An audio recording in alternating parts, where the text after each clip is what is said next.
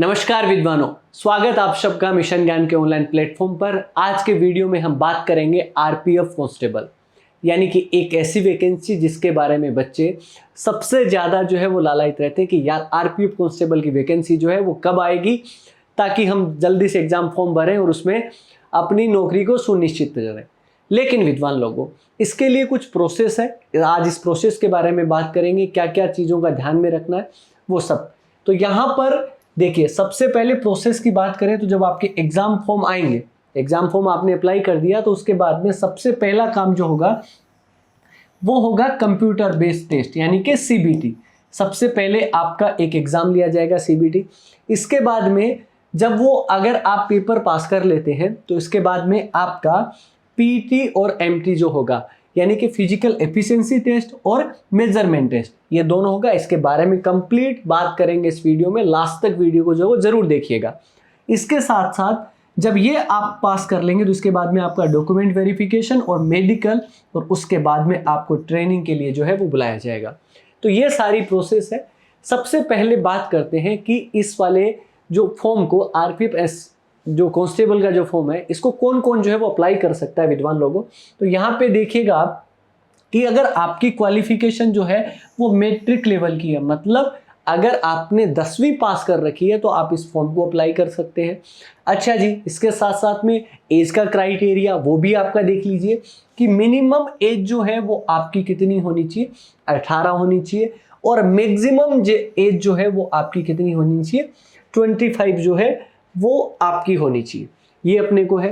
और according to जो है वो एज के अंदर आपको एज का रिलैक्सेशन जो है अकॉर्डिंग टू रिजर्वेशन आपको मिलता है कैटेगरी के अकॉर्डिंग। अब बात करते हैं कि जब आप फॉर्म अप्लाई कर देंगे तो जब आपको सीबीटी के लिए जब बुलाया जाएगा तो सीबीटी कंप्यूटर बेस्ड टेस्ट जो है वो किस तरीके से जो है वो कंडक्ट किया जाता है, तो यहाँ पर दिया गया है। सबसे पहले कि सीबीटी हिंदी और इंग्लिश के साथ साथ, हिंदी और इंग्लिश में तो आपका सीबीटी यानी कि पेपर जो है वो लगना ही लगना है। इसके अलावा 13 और रीजनल जो लैंग्वेज होती है, क्षेत्रीय भाषाएं होती है, उनमें जो है वो पेपर लिया जाएगा। और पेपर का लेवल जो रहेगा वो 10th बेस रहेगा, यानी कि मैट्रिक लेवल का जो है वो आपका रहेगा। इस एग्जाम की अगर बात करें तो कितने क्वेश्चंस आएंगे, वो आपके होंगे, नंबर ऑफ क्वेश्चंस होंगे वो 120 क्वेश्चन होंगे। 120 क्वेश्चन, और आपको जो टाइम मिलेगा उसके लिए 1.5 घंटा, यानी कि 90 मिनट जो है वो आपके लिए मिलेंगे। अच्छा, अब आप पूछेंगे सर नेगेटिव मार्किंग होगी कि हम 120 में से 120 क्वेश्चन कर दें? नहीं भाई साहब, यहाँ पे तगड़ी वाली नेगेटिव मार्किंग, यानी कि 1/3 जो है वो आपका नेगेटिव मार्किंग आपका रहेगा। ये इसके बाद में 1/3 नेगेटिव मार्किंग देखिए यहाँ पर स्पेशली जो है वो मेंशन की गई है। अब सीबीटी फर्स्ट की बात करें तो कौन कौन से सब्जेक्ट आपके एग्जाम में पूछे जाएंगे, ये बहुत इंपॉर्टेंट है। तो सबसे पहले जनरल अवेयरनेस, यानी कि 50 मार्क्स का जो है ये पूछा जाएगा। बहुत बड़ा वेटेज हो गया है आपका जीए का। और इसके अंदर जो है वो आपको जनरल पॉलिटी, चाहे आपका इंडियन कॉन्स्टिट्यूशन हो, sports, general science, geography, culture, और इन सब से related Indian history, art and culture, और आपका करंट अफेयर। तो यानी कि इतनी सारी चीज़ें, और नंबर आपको यहाँ पे जो है वो कितने मिलने वाले हैं, 50 मार्क्स का जो है वो जीए रहेगा। इसके बाद में बात करें अर्थमेटिक, देखिए यहाँ पर मैथ्स अगर लिखा जाता विद्वान लोगों, मैथ्स लिखा जाता उसकी एक अलग बात थी। यहाँ पर केवल और केवल अर्थमेटिक लिखा गया है।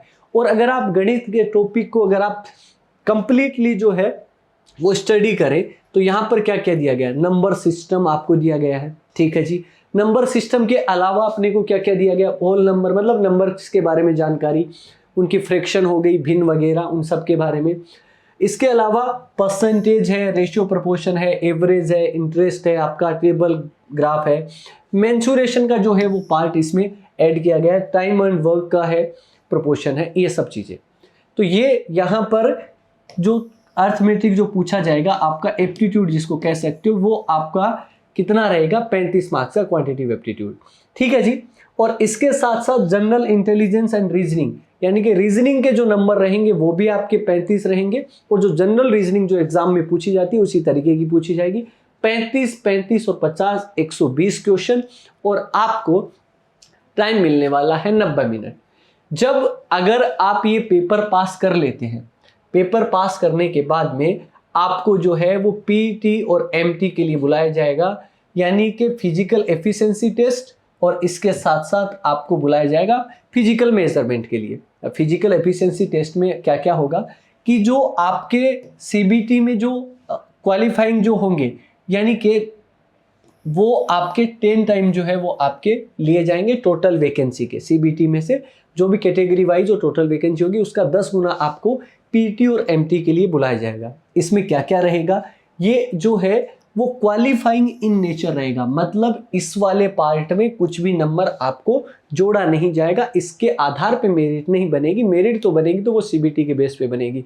मतलब ये हुआ कि जो पेपर में ज़्यादा नंबर लेके आएगा उसके चांसेस ऑलरेडी जो है वो ज़्यादा हो जाएंगे, लेकिन ये क्वालिफाई करना पड़ेगा। विदाउट क्वालिफाई ऐसा नहीं है कि आप आरपीएफ कांस्टेबल जो है वो बन जाएंगे। इसके लिए आपको क्या क्या है कैटेगरी, अगर कांस्टेबल मेल के लिए, मतलब अगर आप एक पुरुष है तो आपको 1600 मीटर की रनिंग करनी होगी, और उसके लिए आपको टाइम कितना मिलेगा, 5 मिनट और 45 सेकंड जो है वो आपको मिलेगा। ठीक है जी, तो 1600 मीटर की एक ही रनिंग है, इसमें 800 मीटर की रनिंग आपको दोबारा नहीं करनी। लॉन्ग जंप की अगर बात करें तो आपके लिए वो आपका कितना होगा, 14 फीट का जो है वो लॉन्ग जंप रहेगा, और हाई जंप की बात करें तो 4 फीट का जो है वो हाई जंप रहेगा। अगर आप कांस्टेबल एज ए फीमेल अगर फॉर्म भरते हैं, अगर आप एक महिला है, फीमेल है, तो आपके लिए 800 मीटर की रनिंग होगी, 1600 मीटर की नहीं होगी। उसके लिए आपको टाइम कितना मिलेगा, 3 मिनट और 40 सेकंड मिलेंगे। लॉन्ग जंप आपके लिए 9 फीट का रहेगा, और हाई जंप जो रहेगा वो 3 फीट का रहेगा। अगर आप फिजिकल एफिशिएंसी टेस्ट कर लेते हैं तो आपका मेजरमेंट टेस्ट भी होगा, मतलब जिसमें चेस्ट को नापना है ना, और उसका एक्सपेंशन, उसका फुलाव जो है वो आपको अकॉर्डिंग टू इसी के अंतर्गत जो है वो आपका होगा, और वो भी आपका क्वालिफाइंग इन नेचर है, उसका भी कोई नंबर जो है वो आपका नहीं जोड़ा जाएगा। इसके बाद में आपका होता है डॉक्यूमेंट वेरिफिकेशन। डॉक्यूमेंट वेरिफिकेशन में अलग से जो है वो आपकी लिस्ट जारी करी जाती है, कौन कौन सी, जैसे कि डोमेस्टिक सर्टिफिकेट हो गया आपका, आपकी 10th की मार्कशीट हो गई, जो इस तरीके से आपका ये डॉक्यूमेंट वेरिफिकेशन होता है। और इसी के साथ साथ एक चीज़ें जो है वो आपकी और लिखी गई है कि रेलवे जो एडमिनिस्ट्रेशन है, रेलवे जो प्रशासन है, उसी के द्वारा यहाँ पर डीवी के बाद में मेडिकल टेस्ट जो है वो आपका मेडिकल फिटनेस टेस्ट है वो भी आपका लिया जाएगा। और जब आप ये सब क्लियर कर लेंगे तो ये सब क्लियर करने के बाद विद्वान लोगों आपको ट्रेनिंग के लिए बुलाया जाएगा। तो ये सारी प्रोसेस है आरपीएफ कांस्टेबल की। अब आप सोच रहे होंगे कि सर तैयारी कैसे करें, बुक्स कौन सी खरीदें, तो विद्वान लोगों उसके लिए एक ही उपाय मैं मेरी तरफ से आपको बताना चाहूँगा, that is MG, railway exam by mission Gyan YouTube channel के ऊपर आपको रेलवे से संबंधित सारी भर्तियों के जितने जो कोर्सेज होते हैं, जितनी जो सुविधाएं होती हैं, जितने जो सब्जेक्ट होते हैं, उनका डिटेल चीज़ें जो है वो आपकी चल रही है। अगर आपने अब तक उस चैनल को सब्सक्राइब नहीं किया है तो please railway exam by mission Gyan channel को अभी आप सब्सक्राइब कर लें। रेलवे एग्जाम बाय मिशन ज्ञान जिस पर आप ये वीडियो देख रहे हैं इसको आप सब्सक्राइब करें और अपने दोस्तों तक भी शेयर करें। उम्मीद करता हूं कि आज की वीडियो में दी गई जानकारी आपको बहुत अच्छी लगेगी, आपके लिए उपयोगी साबित होगी। और ऐसे ही बेहतरीन वीडियोस को पाने के रहने के लिए और अपडेट रहने के लिए, रेलवे एग्जाम से हर तरीके से अपडेट रहने के लिए जुड़े रहिए मिशन ज्ञान, रेलवे एग्जाम बाय मिशन ज्ञान। धन्यवाद। जय हिंद, जय भारत।